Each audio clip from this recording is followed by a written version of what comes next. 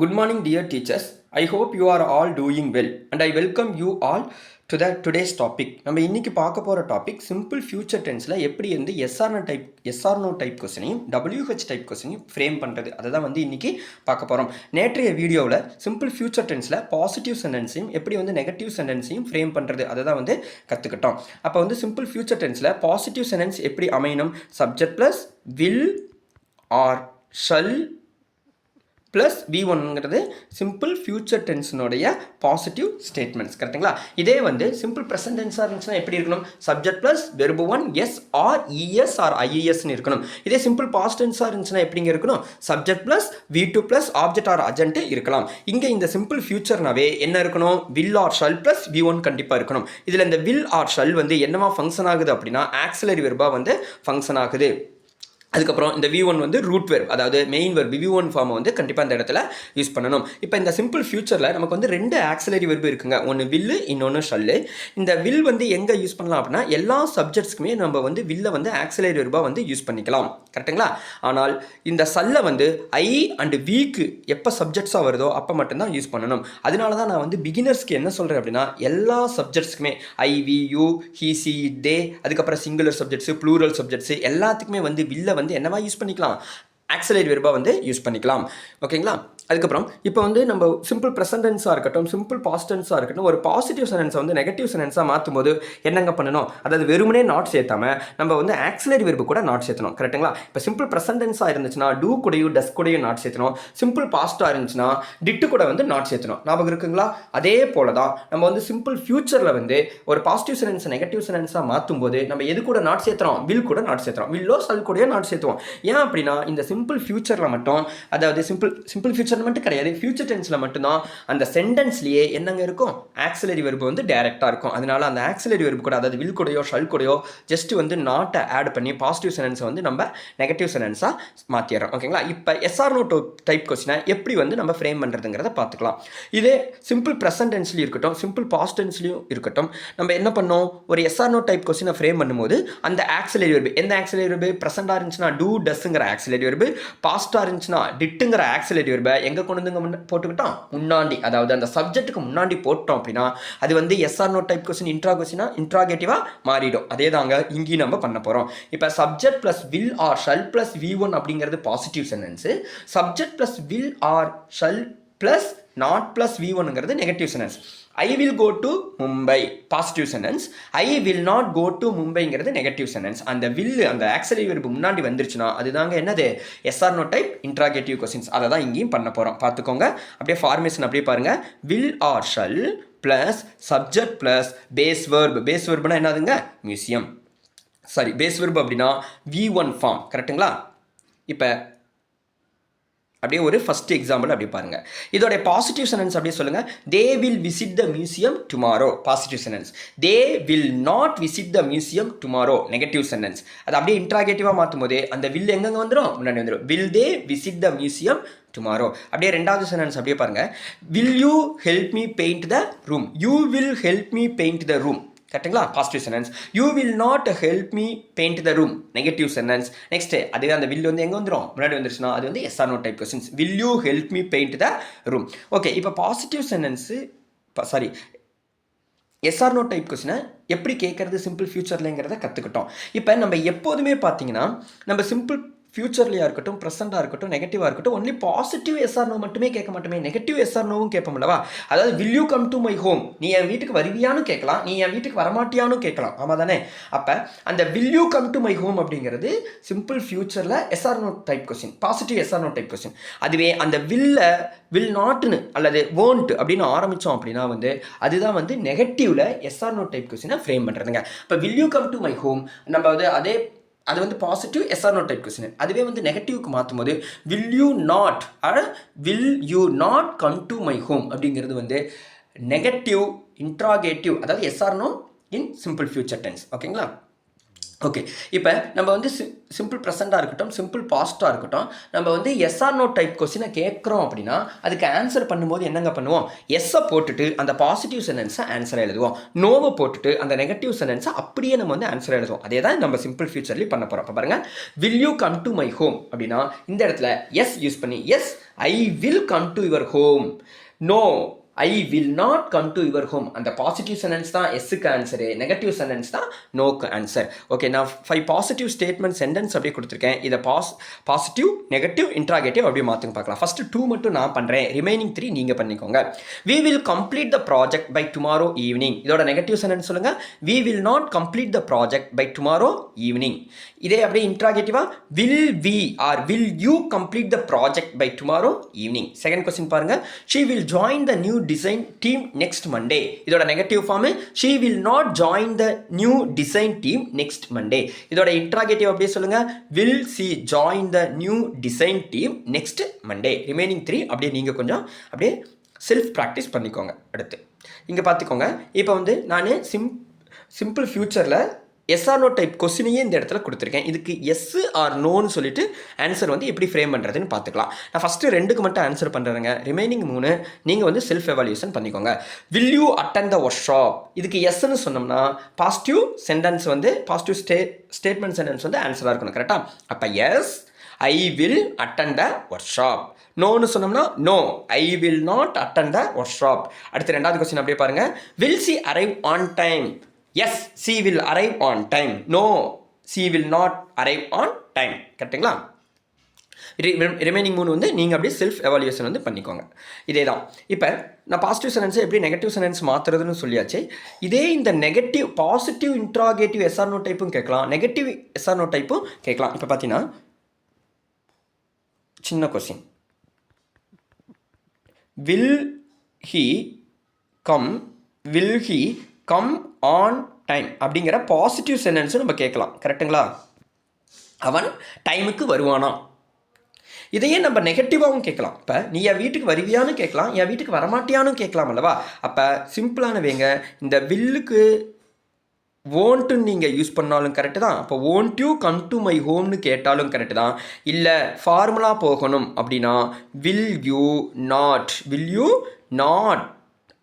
Come to my home, அதாவது negative yes or no type question frame பண்ணுறது எப்படிங்கிறத சொல்லியிருக்கேன். ஓகேங்களா? இப்போ இந்த இடத்துல பார்த்துக்கோங்க, இந்த சார்ட் வேணால் அடுத்து 2வது சார்ட் அப்படியே பாருங்கள்.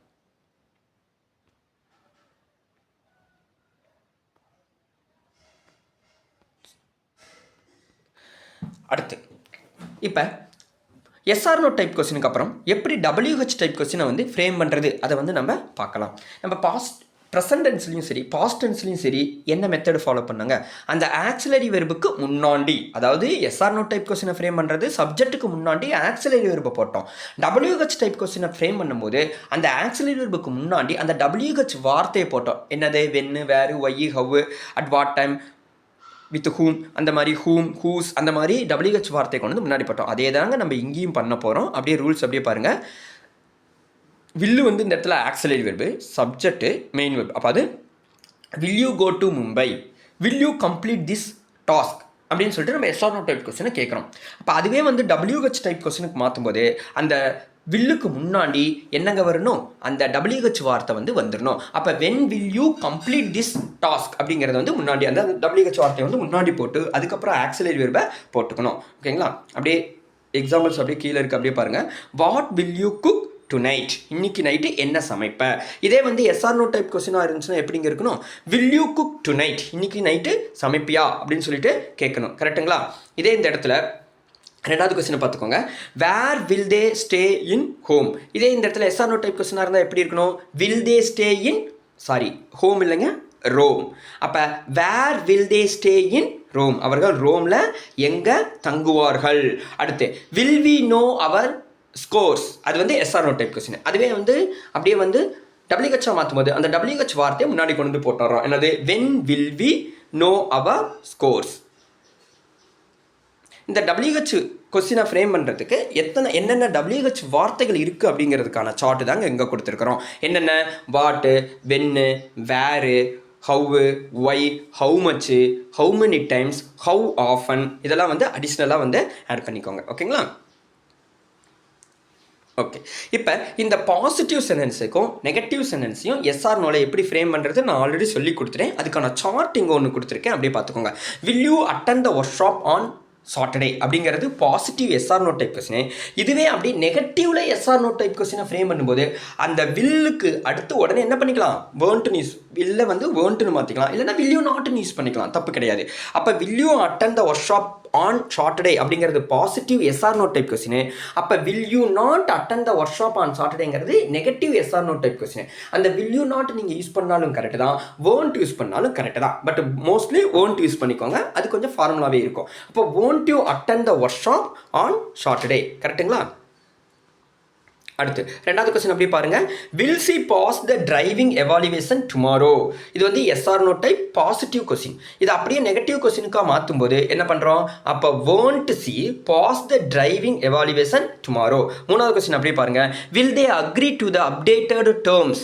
இதை வந்து அப்படியே நெகட்டிவ் எஸ்ஆர் நோ கொஸ்டினுக்கு மாற்றும் போது எப்படி மாற்றலாம், அப்போ வேர்ன்ட்டு முன்னாடி கொண்டு தரேன், அவ்வளோதான். Will they agree to the updated team அப்படின்னா, சாரி அப்டேட்டட் டேர்ம்ஸ் அப்படின்னா இந்த இடத்துல வந்து அது என்ன சொல்கிறாங்க, positive yes or no type question. இதை வந்து நெகட்டிவ்க்கு மாற்றும் போது அப்படியே வில்ல என்னவா மாற்றிக்கிறோம், வேர்ன்ட்டுன்னு மாற்றிக்கிறோம். won't they agree to the updated terms, கரெக்டுங்களா? மீதி ரெண்டையும் அப்படியே நீங்கள் வந்து செல்ஃப் எவாலுவேஷனுக்கு மாற்றிக்கோங்க. இந்த இடத்துல ஒரு சின்ன ஒரு கான்வர்சேஷன் கொடுத்துருக்கேன், அப்படியே அதை பார்த்துக்கோங்க.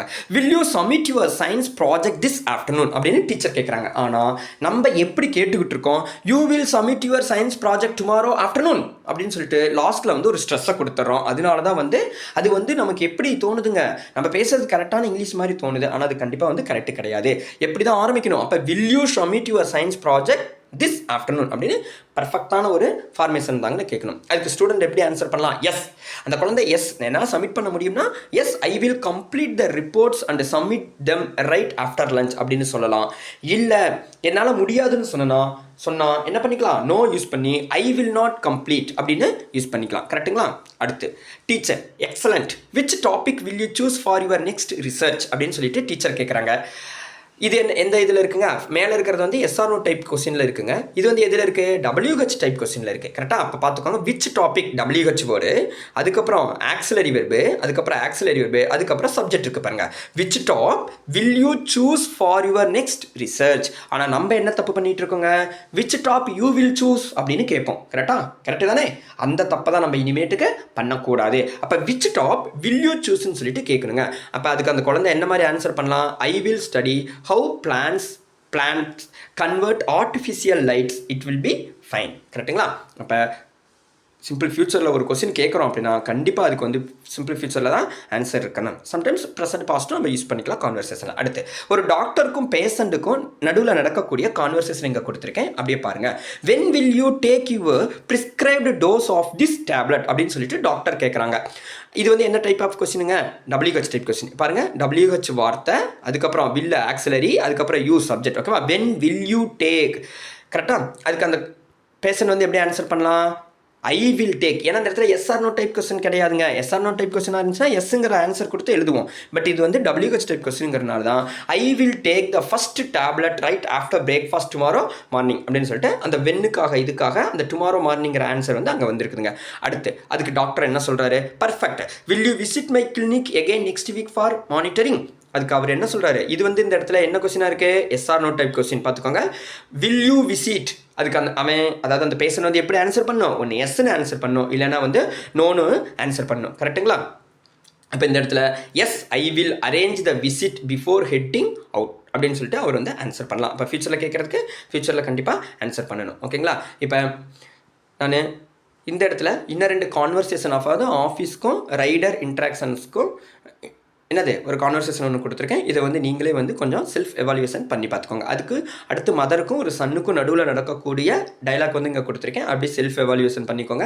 அதுக்கப்புறம் ஒரு கிராண்ட் ஃபாதருக்கும் கிராண்ட் சன்னுக்கும் நடுவில் இருக்கக்கூடிய ஒரு டைலாக் வந்து கொடுத்துருக்கேன். அதையும் வந்து நீங்களே வந்து அந்த சிம்பிள் ப்ரெசன்டென்ஸில் இருக்கிறத சிம்பிள் பாஸ்ட்டில் இருக்கிறதுக்கு எப்படி வந்து எஸ்ஆர் நோ ஆன்சரையும் WH ஆன்சரையும் எப்படி பண்ணுறதுங்கிறத செல்ஃப் எவாலுவேஷன் பண்ணிக்கோங்க. அப்புறம் இங்கே வந்து பாசிட்டிவ் அண்ட் நெகட்டிவ் சென்டென்சஸ் வந்து கொடுத்துருக்கேன். அதை வந்து இப்போ பாசிட்டிவ் சென்டென்ஸ் நெகட்டிவ் சென்டென்ஸில் எப்படி எஸ்ஆர் நோ டைப்பையும் WH டைப் கொஸ்டினை எப்படி ஃப்ரேம் பண்ணுறதுங்கிறத கொஞ்சம் பார்த்துக்கோங்க. ஐ ஹோப் உங்களுக்கு எல்லாத்துக்கும் புரியும் நான் நம்புகிறேன். இன்னும் கொஞ்சம் நல்லா எஃபர்ட் போட்டிங்க அப்படின்னா கண்டிப்பாக வந்து நீங்கள் ஸ்போக்கனை இன்னுமே நல்லாவே பண்ண முடியும். தேங்க்யூ.